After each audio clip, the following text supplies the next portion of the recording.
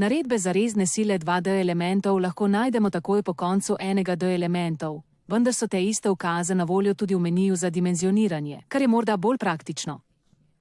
Preklopimo na meni konkret in v orodni vrstici izberimo ukaz za 2D armiranega betona notranje sile, s katerimi bomo prikazali rezne sile za dimenzioniranje 2D elementov. Ko zaženemo ukaz, moramo v paleti lastnosti na desni strani nastaviti želene lastnosti. Ker imamo na modelu večino 2D elementov in se rezultati generirajo počasneje kot pri enem D elementih, lahko opazujemo le eno strešno ploščo. Izberimo to ploščo in v lastnostih na strani izberimo vrsto izbire, trenutni izbor. Rezultate bomo prikazali na strešni plošči.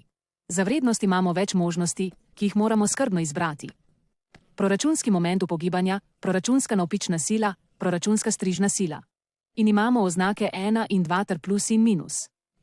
1 označuje smer, ki je vzporedna z X osjo, medtem ko je 2 smer, ki je vzporedna z Y osjo elementa. Plus je zgornja cona, minus pa spodnja cona. Zato, če želimo prikazati proračunski moment upogibanja, ki je vzporedno z X osjo v zgornji coni plošče, izbiramo vrednost med 1+. Grafični prikaz v barvnih lestvicah se prikaže na modelu. V zgornjem desnem kotu pa imamo diagram z vrednostmi momente. Na enak način lahko prikažemo proračunske momente v spodnjem delu plošče, usmerjeno vzporedno z osjo X.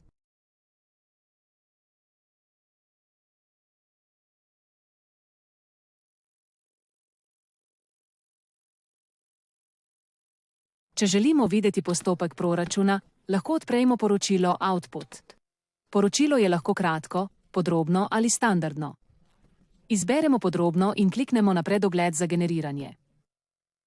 Prikazuje se podrobno poročilo z vsemi koraki proračuna momente upogibanja, formule, vključene številke v formule in končni rezultat.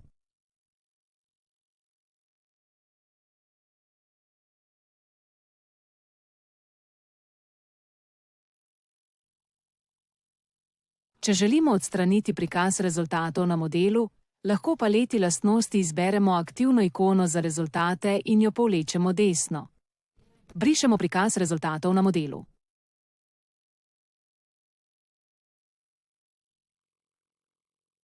Na enak način lahko prikažemo pridobljene proračunske momente, ki so pomembni za dimenzioniranje medetažnih plošč.